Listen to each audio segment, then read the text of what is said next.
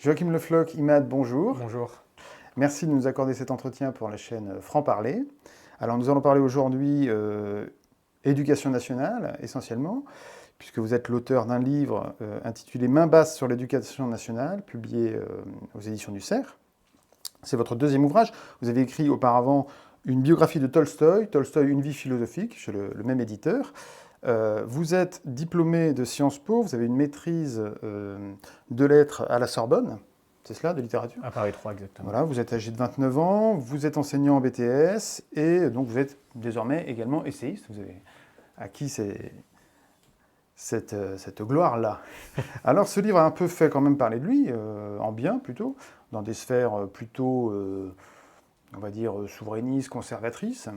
Vous êtes vous-même d'ailleurs proche de Jean-Pierre Chevènement.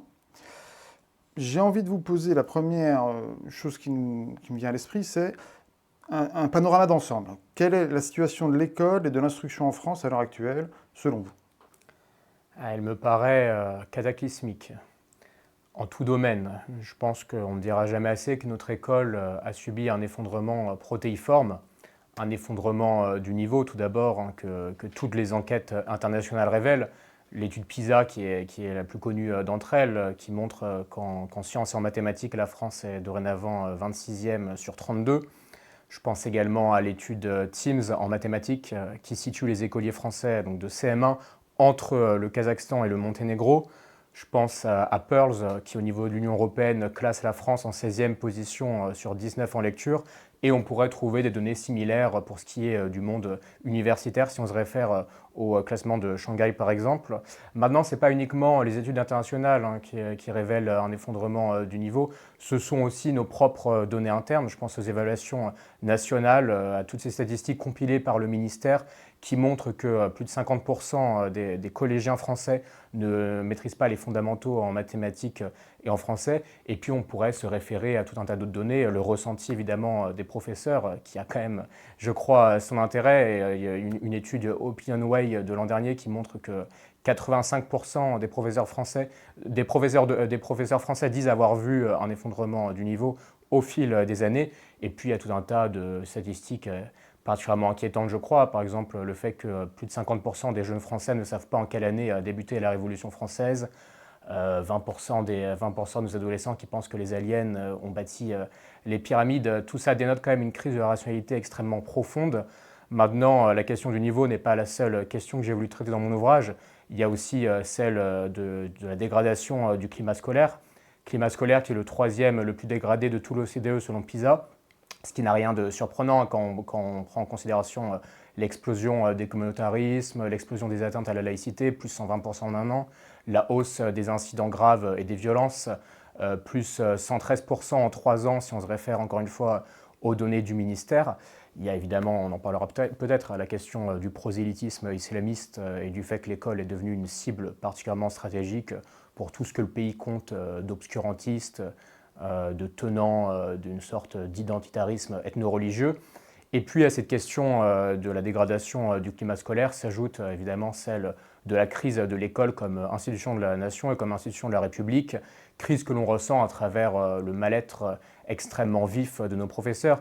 Il y a une étude qui m'a frappé il y a quelques semaines, c'est l'étude Thalys, donc au niveau de tout l'OCDE, qui montre que seulement 4% des professeurs en France se sentent valorisés dans leur travail par la société. C'est le pire chiffre de tout l'OCDE, vous ne pouvez pas trouver pire ailleurs. Donc ça en dit long sur la crise d'attractivité du métier, comme on dit en termes managériaux. Et puis on pourrait ajouter d'autres données, le fait que les démissions de professeurs ont augmenté de 567% en 10 ans, l'effondrement des inscriptions à tous les concours de l'enseignement, le fait qu'on en ait à recruter des professeurs en job dating, encore une fois, comme on dit selon la novlangue du ministère, des job dating de 30 minutes dans l'Académie de Versailles.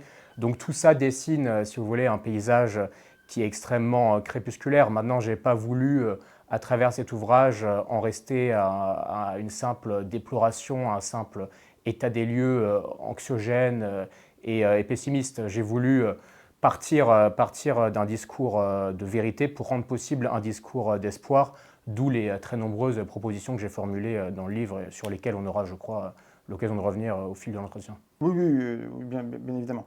Alors, est-ce que peut-être une remarque qu'on vous a peut-être déjà faite.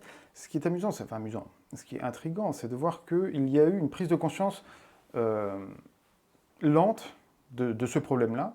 Il y a encore 20 ans, 30 ans, c'est assez compliqué d'évoquer le fait qu'il y avait une dégradation de l'éducation, une dégradation du niveau. Aujourd'hui, tout le monde semble s'accorder un peu sur le fait. Comment l'expliquez-vous?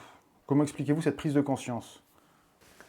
Il y a un choc, il y a un choc de la réalité tout simplement, dans la mesure où on est tombé extrêmement bas. Certains esprits, même les plus bornés, les plus idéologues, ont fini par ouvrir les yeux, mais c'est pas encore le cas de tout le monde, hein. Il y a une évolution, vous avez raison de le dire, du discours ministériel. On n'aurait pas imaginé des politiciens centristes il y a une vingtaine d'années parler comme Gabriel Attal l'a fait par exemple dans le cadre des annonces relatives au choc des savoirs.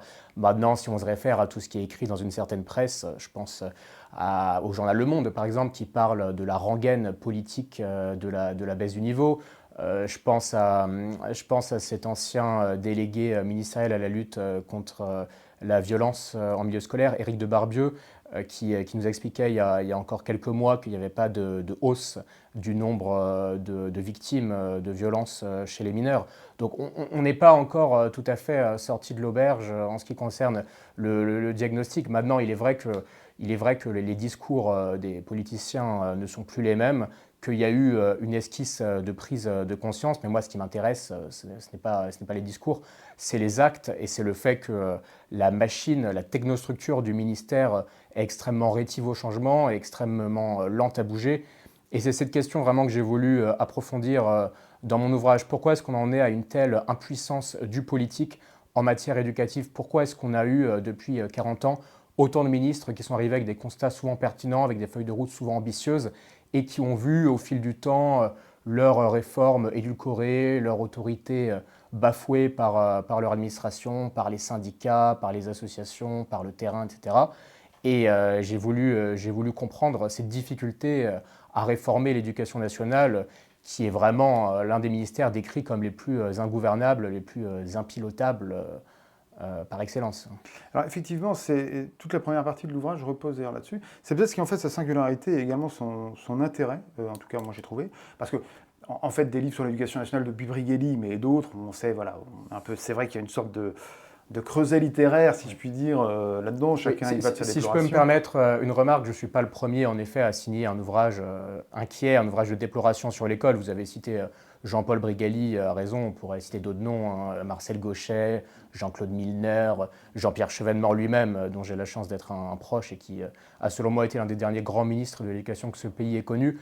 Maintenant, j'ai quand même voulu, à travers cet ouvrage, mener un travail d'enquête de 2 ans qui m'a permis, il me semble, d'alerter sur un certain nombre de problèmes nouveaux qui n'avaient pas été traités par mes illustres prédécesseurs, que je cite abondamment, hein, tous les auteurs auxquels vous avez fait référence.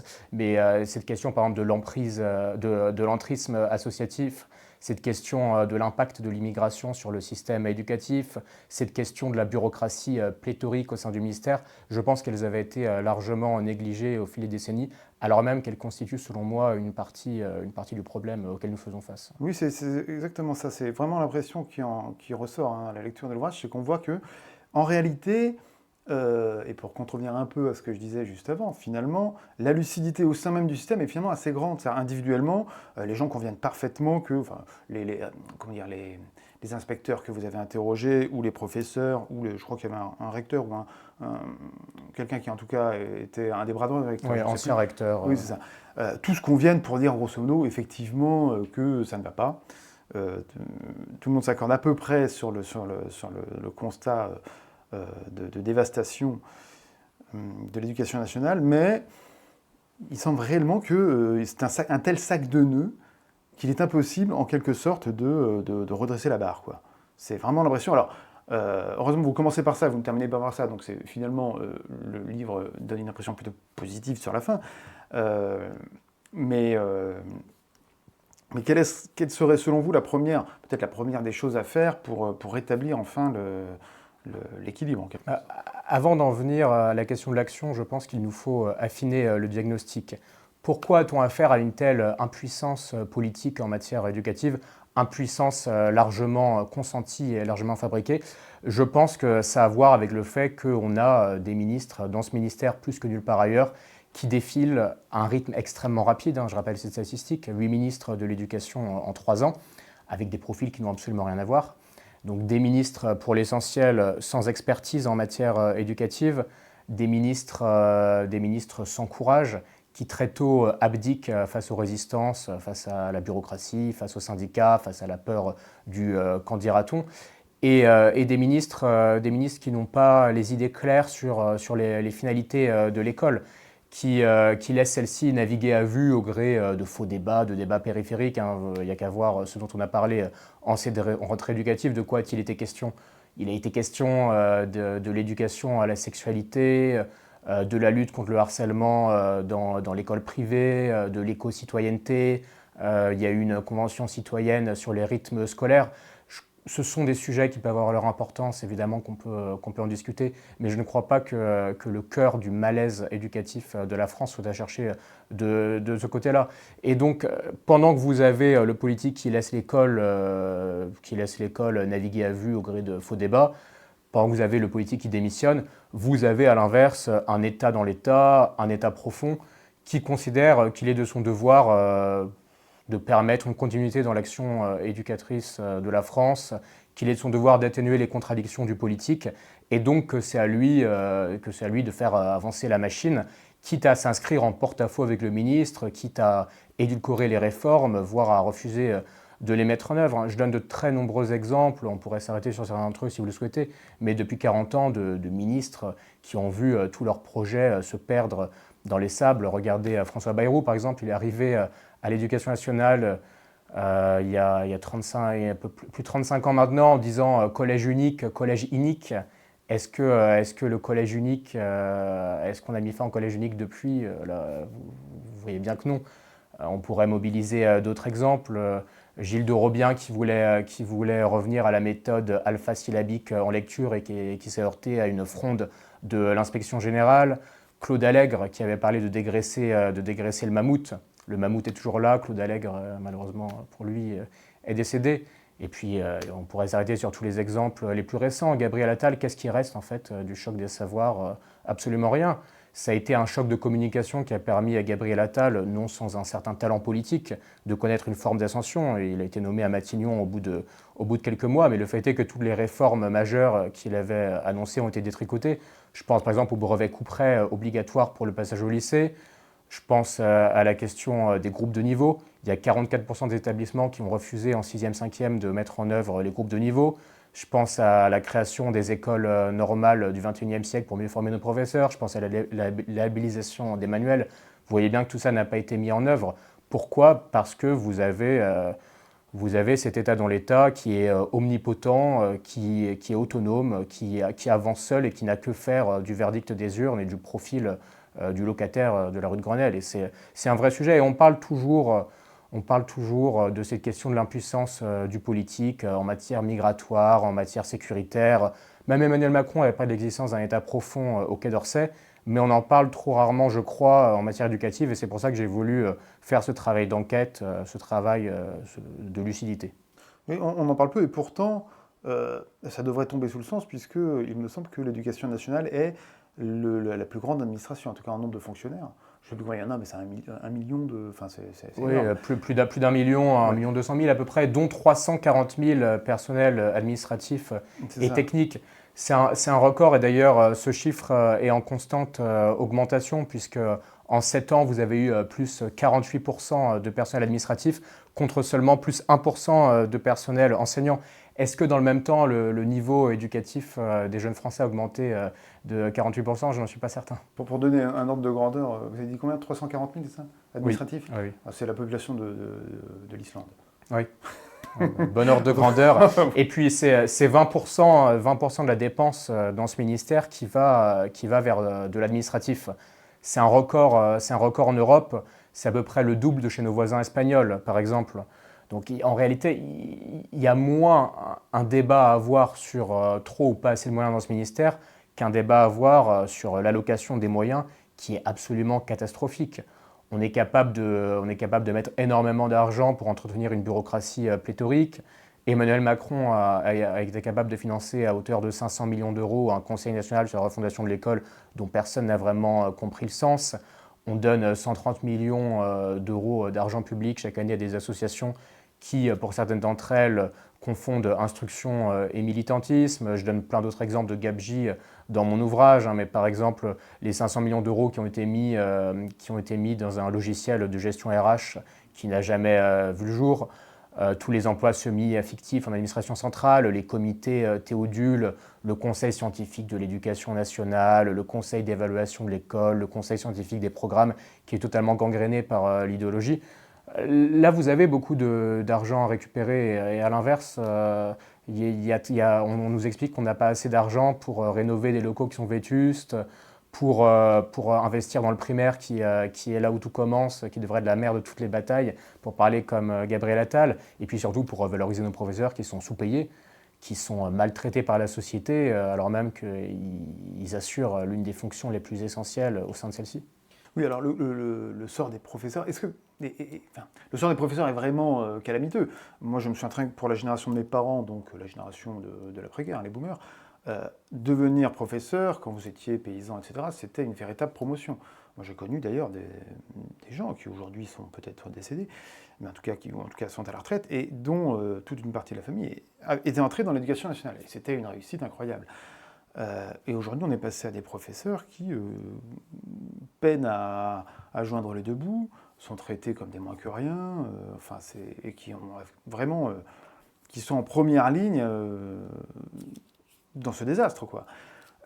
Est-ce que l'une des techniques, je la soumets à votre jugement, hein, ne serait pas de s'appuyer justement sur cette espèce de prolétarisation du corps professoral et pour finalement leur dire, bah, écoutez, vous devriez vous-même lutter avec nous contre cette administration. J'ai l'impression que c'est un peu compliqué, mais est-ce que ce ne serait pas un moyen un peu une technique de judoka ou d'aïkidiste pour renverser la vapeur? Je vais vous répondre, mais préalablement, je vais affiner un peu le diagnostic, puisque vous avez raison de parler de dévalorisation en matière salariale. Nos professeurs sont payés en milieu de carrière à peu près 16% de moins que leurs homologues de l'OCDE. Et surtout, en 25 ans, on constate qu'ils ont perdu à peu près le quart de leur pouvoir d'achat. Donc évidemment qu'il faut les revaloriser d'un point de vue salarial, c'est une nécessité absolue. Ça devrait être la priorité première d'un ministre de l'Éducation nationale digne de ce nom. Maintenant, si on lit un peu les historiens, notamment ceux qui ont travaillé sur la question des fameux hussards noirs de la République, vous savez, ceux sur qui Charles Péguy avait écrit des pages absolument sublimes, on constate que les hussards noirs de la République, ils n'étaient pas si bien rémunérés que ça, en réalité, au regard de la société. Mais il y avait dans la société française de la Troisième République l'idée que rien ne primait les valeurs de la connaissance. Et je pense que c'est ça aussi qui s'est perdu dans notre société. C'est une question de manière dont on hiérarchise les priorités. Le fait qu'on ait mis la parole du professeur au niveau de celle de l'influenceur, ça fait énormément de mal à la vocation. De même que le fait qu'on ne forme plus aujourd'hui nos professeurs comme des maîtres de leur discipline, comme des intellectuels, mais on les forme plutôt comme des animateurs. J'utilise cette expression dans le livre d'animateurs multitâches. Il n'y a qu'à voir les formations qui sont dispensées dans les INSPE. Les INSPE, c'est ce que Lionel Jospin avait créé avec sa loi de 1989. Avant, ça s'appelait les UFM. Aujourd'hui, c'est les INSPE. Et on voit qu'il y a des formations... Ce n'est pas toutes les formations évidemment, mais il y a des formations extrêmement idéologues qui sont dispensées. Je donne des exemples dans mon livre, par exemple, guérir de l'hégémonie hétérosexuelle, faut-il queeriser le curriculum, la nature a-t-elle un genre? Vous voyez qu'on est très loin de former nos professeurs comme des intellectuels. Et puis il y a la question de la pratique au quotidien du métier, le fait que l'enseignement est devenu un sport de combat. C'est 56% des professeurs qui s'autocensurent, c'est une explosion des violences au quotidien, une explosion des contestations d'enseignement alimentées par le prosélytisme islamiste, mais pas uniquement. Et puis c'est le fait qu'on a laissé l'école se désanctuariser, que l'école auparavant était conçue comme une réalité autonome du reste de la société. Aujourd'hui, elle est une caisse de résonance de tous les maux, de toutes les violences, de toutes les idéologies mortifères qui ronge une société à la dérive, puisqu'elle n'a pas de pilote au sommet de l'État, elle n'a pas d'espérance, elle n'a pas de cap. Et donc tout ça, ça fait que le métier d'enseignant est devenu extrêmement difficile. Ça fait que nos enseignants perdent espoir, qu'il y a de plus en plus de burn-out, de démissions, de moins en moins d'inscriptions au concours. Et tant qu'on n'aura pas traité le mal à la racine via des réformes dignes de ce nom, on se contentera de voir les mêmes causes produire toujours les mêmes effets. Mais est-ce que là, on n'est pas entré en fait dans un système qui s'entretient, qui s'alimente? Parce qu'évidemment, euh, moins le métier est attirant, moins les profils intéressants, on va dire les plus intelligents, les plus cultivés, ceux qui ont le plus d'envie et le plus de facilité, évidemment, vont fuir le professorat. Restent donc uniquement ceux qui font avec les moyens dont ils disposent. On a vu que les notes au concours ne cessaient de baisser, que les exigences ne cessaient 4 sur d'ailleurs 20 dans de l'académie de diminuer. Créteil pour devenir professeur des écoles. Et par conséquent, on a des professeurs qui, malheureusement, ne sont eux-mêmes pas vraiment au niveau. Et donc, il y a une sorte de, allez, on va dire, d'asservissement à la bêtise, en quelque sorte, si je puis dire. Ou en tout cas, à la désinstruction, sans forcément utiliser des mots trop forts. Mais, donc, comment faire pour remonter, effectivement, là aussi, la pente? Via des politiques publiques beaucoup plus ambitieuses en matière de revalorisation salariale des enseignants, en matière d'accompagnement. Je pense par exemple au fait qu'on devrait donner des facilités à nos professeurs, comme à d'autres fonctionnaires d'ailleurs, pour l'accès par exemple au parc du logement social, puisqu'il y a des difficultés pour se loger qui aggravent la crise du pouvoir d'achat.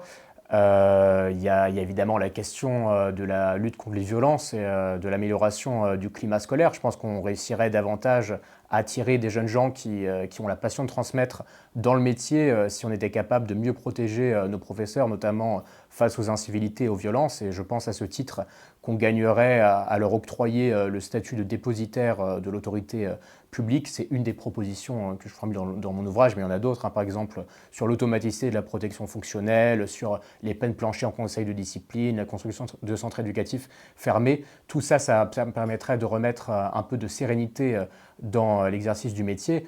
Et puis, il y a une manière de fonctionner au sein de l'éducation nationale qui est à remettre à plat. Et je fais référence à la manière, si vous voulez, dont le sommet du ministère abandonne ceux qui font vivre l'école au quotidien. C'est la perpétuation de ce qu'on appelle le pas de vague. Tous les ministres, depuis Jean-Michel Blanquer, nous expliquent que le pas de vague c'est fini, sauf que dans les faits, on a des personnels qui ont peur de faire remonter les incidents, qui ne se sentent pas soutenus lorsque des problèmes adviennent. Je pense à cette pauvre directrice d'école dans le Cantal qui s'est suicidée le jour même de la rentrée cette année après avoir été victime d'un harcèlement lesbophobe. Et cette femme qui est morte en ayant le sentiment que l'administration de l'éducation nationale ne l'avait pas soutenue. Malheureusement, cet exemple, il est représentatif de bien des dérives, sans même parler du cas le plus emblématique qui est celui de Samuel Paty, qui a été livré à lui-même pendant 11 jours dans ce que j'appelle le couloir de la mort, voilà, qui a été abandonné par son administration, par une large partie aussi, il faut le dire, de ses collègues. Qui allait en cours pendant 11 jours, la peur au ventre. Il avait même un marteau dans son sac pour se défendre. Il était lucide sur ce qui risquait de lui arriver. D'ailleurs, il avait dit quelques jours avant de mourir, espérer que sa vie et sa mort serviraient à quelque chose. Or, forcé de constater, 5 ans après la décapitation de Samuel Paty, que beaucoup en sont à se demander s'il n'est pas mort en vain quand on voit tout ce qui s'est passé depuis, l'explosion des violences, la perpétuation du pas de vague et surtout le fait qu'aucune borne n'est mise à la montée de l'entrisme islamiste au sein de l'école. Alors, justement, parlons-en, je réservais ça à une question ultérieure, mais puisque vous abordez le sujet, qu'en est-il de la réalité de ce que vous appelez l'entrisme islamiste à l'école? Alors, on sait qu'il y a le fameux livre de Florence Bergeau-Blaquer, Ouais. je n'arrive jamais à prononcer très bien son prénom. Je crois que c'est comme ça, oui, c'est ça. Qui a donc fait une thèse impressionnante à ce sujet, et qui est d'ailleurs victime elle-même d'une sorte d'omerta et de rejet de la part du milieu universitaire, puisque finalement ça gangrène aussi le milieu universitaire, c'est-à-dire que c'est vraiment toutes les strates. L'école au sens large. Toutes les strates. Et donc voilà, qu'avez-vous à dire à ce sujet? Vous l'avez expérimenté vous-même en tant que professeur, ou est-ce que c'est une chose que vos contacts ont évoquée librement? Alors, je ne l'ai pas expérimenté à titre personnel parce que j'interviens à Paris dans l'enseignement supérieur, dans un milieu relativement préservé de ce genre de dynamique. Je m'en réjouis, mais je constate que ce n'est pas le cas de nombreux collègues. Le fait est que les islamistes considèrent l'école comme une cible stratégique pour mettre le feu aux esprits, pour imposer des normes socioculturelles d'un genre nouveau et pour subvertir la société. C'est vrai en France, et je vais revenir sur un certain nombre d'exemples et de données puisque vous m'interrogez là-dessus, mais ça a été vrai préalablement dans tout un tas de pays autour de nous. Je pense notamment au Moyen-Orient, où les islamistes ont toujours commencé par tester la vulnérabilité du système éducatif. Regardez ce qui s'est passé en Algérie pendant la décennie noire, regardez ce qui s'est passé en Tunisie, où plus d'1 million d'enfants ont été déscolarisés quand les frères musulmans ont pris le pouvoir. Regardez ce qui s'est passé en Afghanistan, en Iran, au Liban. On pourrait multiplier quasi indéfiniment les exemples. Et le fait est que la situation française, même s'il n'est pas aussi dramatique que celle des pays que je viens de citer, même s'il n'est pas aussi dramatique que celle de la Belgique et du Royaume-Uni, qui sont rendus d'autant plus vulnérables par leur modèle multiculturaliste, où nous, on a encore à l'inverse des relents de républicanisme qui nous protègent un peu. Mais la situation française est catastrophique. Gérald Darmanin avait dit il y a 2 ans qu'on avait à peu près 1000 mineurs fichés pour radicalisation islamiste en France, mais ces 1000 mineurs, ce ne sont que la face émergée de l'iceberg, puisque à tout ça, il faut ajouter le fait qu'on a 38% des élèves musulmans scolarisés en France, selon l'IFOP, qui refusent de condamner totalement l'assassinat de Dominique Bernard à Arras, qui a été tué gratuitement parce qu'un islamiste voulait tuer un professeur qui incarnait le savoir. Et puis à cette statistique s'ajoute celle que j'ai déjà citée, mais de ces 56% de professeurs qui s'autocensurent parce qu'il y a une explosion des contestations d'enseignement. Il y a eu un rapport l'an dernier, un rapport parlementaire sur la question précisément de l'entrisme islamiste et des contestations d'enseignement qui montrait par exemple qu'aujourd'hui vous avez des collégiens qui refusent d'étudier Harry Potter parce qu'ils considèrent que la sorcellerie est haram. Mais ça va au-delà d'Harry Potter, c'est le refus d'étudier certains sujets en histoire. Je pense à la question de la colonisation, à la question de la Shoah, à la question des croisades. C'est tous ces faux certificats médicaux qui sont dispensés à des jeunes filles pour ne pas faire les séances de natation, pour ne pas se mélanger aux garçons. Donc on voit qu'il y a véritablement un problème à ce niveau-là et que l'école de la République est en train d'être désanctuarisée et détricotée de l'intérieur par des gens qui rejettent aussi bien nos lois républicaines que nos mœurs. Euh, Parmi là, bon voilà, ça fait une demi-heure à peu près que l'entretien a commencé. Vous avez fait un panorama assez large de l'ensemble des problèmes dont pâtit l'éducation nationale. Quel est selon vous, parmi tout cela, l'aspect le plus préoccupant? C'est-à-dire celui qui, dans l'immédiat, à court terme, risque réellement peut-être de créer un effondrement général avec des répercussions peut-être sur l'ensemble de la société. L'aspect le plus préoccupant, c'est le fait que l'école est abandonnée par le politique. C'est la démission totale du personnel éducatif en matière scolaire. C'est le fait que le politique ne sait plus quelles sont les finalités de l'école, que ces finalités sont de plus en plus émiettées. L'école n'instruit plus, elle co-construit, elle n'éduque plus, elle rééduque. Elle ne sort pas les enfants de leur monde, mais elle les enferme dans les déterminismes de la naissance. Et on ne sait pas finalement quelle vision de l'homme nos politiques défendent, on ne sait pas quel sens de l'intérêt général ils ont à l'esprit, on ne sait pas comment ils se projettent dans le temps long, et je pense que c'est vraiment ça que j'ai voulu dénoncer dans mon ouvrage, puisque la prise de pouvoir de l'État profond, elle n'est possible que parce que vous avez un vide qui est créé par le personnel politique.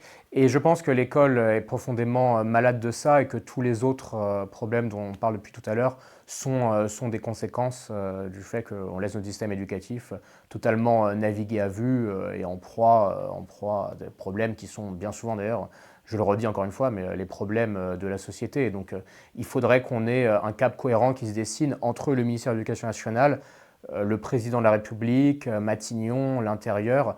Et aujourd'hui, nous en sommes très loin. Il y a des lignes extrêmement antagonistes en tout domaine. On passe de ministres qui n'ont rien à voir. Le livre de Jean-Michel Blanquer, La Citadelle, est assez intéressant là-dessus. Il raconte comment il s'est heurté, encore une fois, à une sorte d'État dans l'État qu'incarnait très bien Alexis Kohler avec son poujadisme budgétaire, mais qu'incarnait aussi Édouard Philippe, qui niait par exemple la montée des violences en milieu scolaire, qui niait la crise de l'autorité. Et donc tant qu'on n'a pas, si vous voulez, une classe politique avec des idées claires, un gouvernement avec un cap cohérent et derrière une administration de bon niveau, mais aussi une administration loyale, une administration alignée idéologiquement sur le cap du ministre, il sera illusoire d'espérer redresser l'école. Il faut remettre de la clarté dans la machine et c'est pour ça que je préconise des changements stratégiques à tous les postes clés du ministère. En fait, ce sera une sorte de spoil system à la française qu'il faudrait faire. C'est avoir un ministre qui arrive, qui sait ce qu'il veut et qui veut ce qu'il veut, en nommant au poste clé, par exemple le secrétaire général du ministère, les directeurs d'administration, en particulier le DGESCO qui est le numéro 2 du ministère, mais aussi comme recteur, des personnes qui ont une certaine adéquation avec le cap politique défendu. Nous en sommes très loin aujourd'hui puisqu'on constate que dans ce ministère, plus que nulle part ailleurs, on a à peu près toujours les mêmes personnes au même poste. Je donne plein d'exemples dans l'ouvrage, mais il y a une rectrice par exemple, Anne Bizani-Faure, qui est rectrice de la région Auvergne-Rhône-Alpes, si je ne me trompe pas, qui en est à son 9e ministre consécutif depuis 2016, alors même que ces ministres n'ont rien à voir. Je pense à quelqu'un comme Jean-Marc Huard, par exemple, qui a été DGESCO, puis qui a ensuite été directeur du cabinet de Pape Ndiaye, alors même que les deux ministres que j'ai cités n'avaient absolument rien à voir.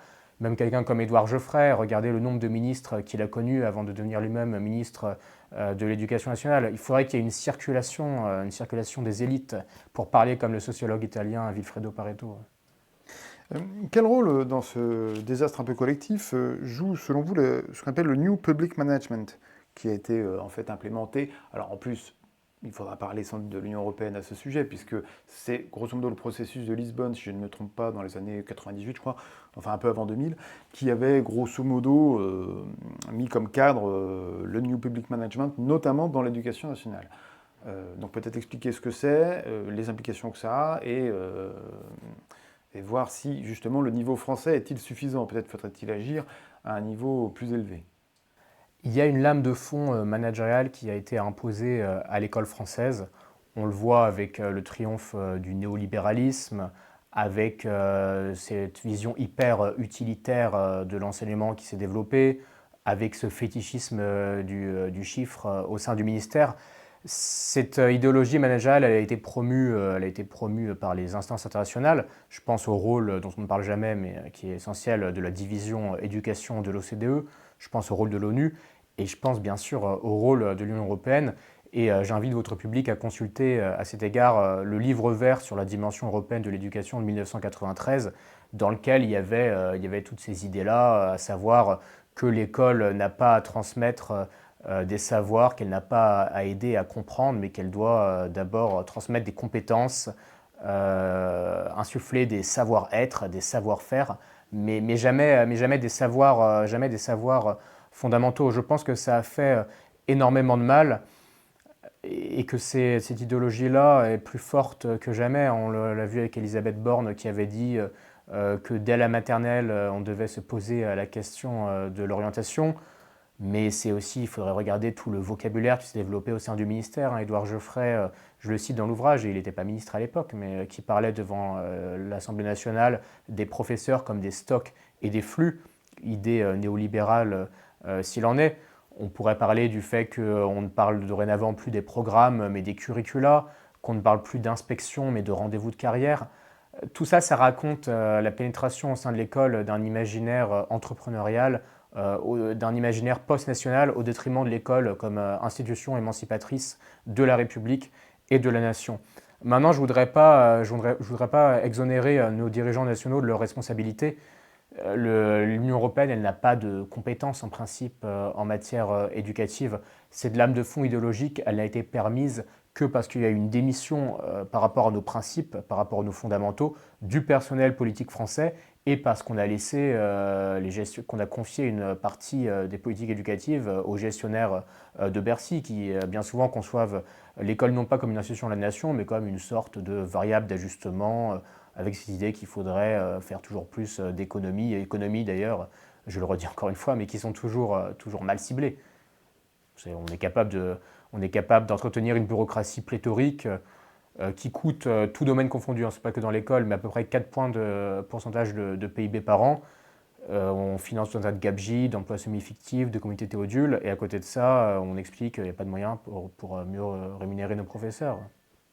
Que pensez-vous de la porte de sortie qu'offrent ou qu'offriraient les sciences cognitives, l'IA, les technologies de l'informatique, les tablettes, etc. On a vu qu'il y avait depuis quelques années une sorte d'assaut à ce point de vue-là sur l'école, qui est d'ailleurs, ça, pour rejoindre ce que vous disiez juste avant, est considéré comme un marché, parce qu'il y a un marché énorme évidemment pour des gens comme Microsoft, Google, Amazon, etc., toutes ces grandes entreprises, d'équiper en fait les établissements. On a vu que la Suède s'était lancée là-dedans, comme souvent, Oui. et puis qu'ils y sont Ils revenus. font marche arrière. Oui. C'est très courant chez eux. Il faudrait, avant de se précipiter sur leur exemple, il faudrait voir effectivement à moyen terme ce que ça donne. Comment envisagez-vous tout ça, à votre avis Ouais, j'ai écrit un chapitre sur le sujet intitulé Se défier des modes. Alors, je suis évidemment pas naïf, je ne suis pas réactionnaire, j'ai pas écrit un ouvrage dont la thèse revenait à dire qu'il fallait en revenir à l'école du 19e siècle. Je veux construire évidemment l'école du 21e siècle, une école adaptée à la réalité d'aujourd'hui. Et je suis lucide sur le fait qu'il y aura toujours plus d'utilisation d'intelligence artificielle par la jeunesse. L'intelligence artificielle, puisque c'est ce sur quoi vous m'interrogez, elle peut évidemment avoir un rôle. Moi-même, je l'utilise tous les jours. Elle peut permettre de gagner du temps sur un certain nombre de tâches chronophages, notamment pour les personnels administratifs. Elle peut permettre de gagner du temps sur certaines corrections de QCM, sur des élaborations d'exercices. Elle peut permettre de proposer, comment dire, des programmes personnalisés pour les élèves. Tout ça, évidemment, ça peut avoir un intérêt. Maintenant, l'investissement dans l'intelligence artificielle, il ne remplacera jamais l'investissement dans l'intelligence vive des professeurs. Certains voudraient faire croire que du fait de l'IA, le professeur et la classe elle-même vont devenir obsolètes à terme. Or, je pense qu'on a besoin plus que jamais de professeurs pour remettre de l'ordre dans le désordre, remettre un peu de logique, de sens dans le flux d'informations auxquelles ont accès les élèves. Et puis aussi, parce qu'on a besoin de modèles pour montrer aux élèves ce que vivre au milieu du savoir veut dire. Et de même que Wikipédia n'a pas tué l'école, je ne pense pas que l'IA tuera l'école. En revanche, il est vrai que l'école doit aussi savoir s'adapter, mais ça impliquerait préalablement qu'on soit aussi capable d'investir, puisqu'on est totalement à la ramasse par rapport à nos principaux concurrents. Maintenant, il y a une question sur laquelle il ne faut pas être naïf, c'est celle de la surexposition de nos mineurs aux écrans. Je rappelle des statistiques alarmantes du Centre national du livre dans l'ouvrage, le fait que les adolescents français consacrent à peu près 16 minutes par jour à la lecture aujourd'hui, contre à peu près 5h15 aux écrans, avec des dégâts cognitifs derrière qui sont catastrophiques. Un rôle évidemment des écrans dans les problèmes de harcèlement, de dégradation de la santé mentale, de difficulté à se concentrer, de perte de qualité du sommeil. Donc je pense qu'il y aurait urgence à aller vers une forme de sobriété numérique de ce point de vue-là. Et d'ailleurs, le fait est, et vous le soulignez d'ailleurs dans votre question, que tous les pays qui ont été dans la marche en avant forcée vers la numérisation, la Suède par exemple, ont fait marche arrière aujourd'hui. On pourrait aussi citer l'exemple bien connu de tous les développeurs de la Silicon Valley qui mettent leurs enfants dans des écoles où bien souvent il n'y a pas d'écran. D'ailleurs, là, il y a peut-être une véritable bataille à mener, c'est-à-dire, on parle souvent de sanctuariser l'école, et en fait, on s'aperçoit, lorsque les ministres en parlent, que bon, c'est un grand mot, mais on ne sait pas très bien quel périmètre ça recouvre, ou quelle surface. Tocqueville, de la démocratie en Amérique, souligne qu'il pense pour lui que les sociétés démocratiques qu'il voit se dessiner à ce moment-là, sous ses yeux, donc au XIXe siècle, moitié du XIXe siècle, devraient privilégier dans l'enseignement les humanités, l'Antiquité, l'étude de l'histoire ancienne, et surtout ne pas privilégier l'étude de l'actualité de façon générale. Et les humanités de façon générale, ce sont des socles indispensables et qui permettent, contrairement à ce qu'on pense, qui ne sont pas des savoirs spécialisés, mais qui permettent justement de maîtriser plusieurs spécialités. Et donc, devraient être enseignés obligatoirement à l'école. Voilà, je voulais avoir vos idées là-dessus, sur les rapports à l'humanité, ce qu'on appelait les humanités. Désolé, ma question était un peu longue, un peu détaillée, mais... Je pense qu'il faut un grand recentrage de l'école sur les fondamentaux, sur les humanités, au détriment de tout ce que j'appelle les sciences de l'éducation, la vision par compétences, les éducations A, toujours plus périphériques, hein. Par exemple, si vous prenez les programmes d'éducation morale et civique, de quoi est-il question aujourd'hui? D'éco-citoyenneté, de lutte contre les fake news, de compréhension des médias, etc. Oui, évidemment qu'il faut un grand recentrage sur les fondamentaux, c'est ce que je défends dans mon livre. On a perdu par exemple 700 heures d'études du français en fin de cycle obligatoire sur les 40 dernières années. C'est un drame, absolu. Maintenant, cette question des fondamentaux doit être réinscrite dans un paradigme plus large qui est celui de l'effondrement de l'exigence intellectuelle au sein de notre école. On ne cherche plus, selon le mot de Camus, à aider chaque jeune à accéder à des mondes nouveaux, mais on enferme les jeunes dans les déterminismes de la naissance, dans ce qu'ils connaissent déjà. C'est un drame. Et il y a aussi cette idée que la méritocratie serait quelque chose d'horriblement réactionnaire. Au nom de ça, c'est la vision, bon, je schématise un peu évidemment, mais c'est la vision bourdieusienne. On a progressivement mis fin au redoublement, on a supprimé les notes, on a coupé tout un tas d'options élitistes, interdit la mise en œuvre de groupes de niveau. Je pense que c'est un drame puisque la méritocratie, quand on regarde autour de nous dans l'OCDE, on voit que ce sont les pays les plus méritocratiques qui ont une école où l'ascenseur social fonctionne le mieux. À l'inverse, les pays comme le nôtre qui font toujours plus de réformes pour lutter contre les inégalités et qui oblitèrent toute forme d'exigence intellectuelle, qui cassent la dissymétrie enseignant-enseignant dans le système éducatif, ce sont des pays qui reproduisent les inégalités. Par exemple, en France, selon PISA, si vous êtes un enfant de pauvre aujourd'hui, vous avez 10 fois plus de chances d'être en échec scolaire que si vous êtes un enfant de riche. Et je pense que ça a à voir avec le fait qu'on a tourné le dos à notre tradition méritocratique et républicaine, hein, parce que si vous reprenez la Déclaration des droits de l'homme et du citoyen de la Révolution française, il y a cette idée que la sélection des postes doit se faire selon le mérite, selon les talents, selon les vertus. C'était la phrase de Barny, Jules Barny, qui disait l'amour de l'égalité n'implique pas la haine de la supériorité. Tout ça, c'est la tradition française d'ascension par le mérite, d'ascension par le concours. Et je pense que les catégories populaires, qui sont celles qui ont le plus besoin de l'école en réalité, en sont les premières bénéficiaires. Et ce sont elles que l'on sacrifie sur l'autel de la destruction de notre école. Justement, en parlant de catégories populaires, on sait qu'aujourd'hui, ces catégories populaires sont aussi, en grande partie, issues de l'immigration.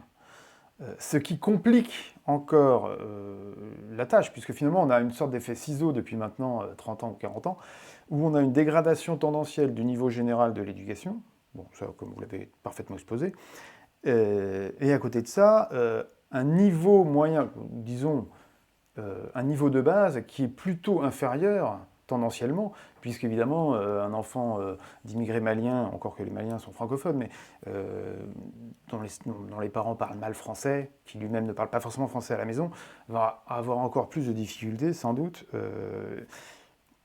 Est-ce qu'on voit ces effets-là? Est-ce que c'est une chose que vous avez mesurée? Est-ce que c'est pris en compte dans votre analyse? La question de l'immigration, c'est vraiment l'éléphant dans la pièce en matière de débat éducatif, hein. C'est le sujet inflammable par essence. Je considère qu'il aurait été lâche de refuser de le traiter dans la mesure où l'immigration, on le voit quotidiennement, hein, mais ce sont aussi les statistiques qui le révèlent. L'immigration a changé la réalité vécue de nos établissements. Je pourrais vous citer tout un tas de chiffres sur le sujet. Le fait que 41% des enfants de moins de 4 ans en France sont aujourd'hui immigrés ou d'origine immigrée. Le fait qu'on a à peu près un élève de CM1 sur 5 qui ne parle pas français à la maison. Le fait qu'on a plus 150% d'élèves allophones, donc dont la langue maternelle n'est pas le français, dans l'éducation nationale depuis 2007. Il y a tout un tas de données sur le sujet. L'immigration, elle n'est pas évidemment la cause de notre effondrement éducatif, mais en revanche, elle en aggrave les difficultés, je le crois, toutes les difficultés, hein, la baisse du niveau scolaire, l'augmentation des chocs culturels, toutes les questions d'atteinte à la laïcité, de prosélytisme communautariste dont je parlais tout à l'heure, Et puis aussi le fait que l'éducation nationale est de plus en plus émiettée dans ses missions du fait de l'immigration, puisqu'elle doit mettre en œuvre tout un tas de dispositifs spécifiques pour accueillir les jeunes issus de l'immigration, les allophones, les mineurs non accompagnés. Voilà, je disserte longuement là-dessus dans le livre. Maintenant, il ne faudrait pas donner à penser à votre public qu'il y aurait une seule immigration parfaitement homogène. La question, ce n'est pas l'immigration dans l'absolu, c'est quelle immigration. Parce qu'en réalité, sur la question du niveau scolaire, on voit qu'il y a des trajectoires scolaires extrêmement différenciées. Par exemple, les enfants d'immigrés d'Asie du Sud-Est sont dans une situation de surréussite scolaire par rapport aux enfants dits autochtones, selon le terme utilisé par l'enquête PISA. À l'inverse, si on prend certaines immigrations qui sont, c'est sans autre question, plus distantes culturellement, au pays du Maghreb, à la Turquie, à l'Afrique sahélienne, on voit qu'il y a souvent des difficultés scolaires qui bien souvent sont aussi liées à des difficultés socio-économiques qui se posent. Donc la question, c'est pas celle de l'immigration, c'est celle de sa nature et c'est celle du volume des flux.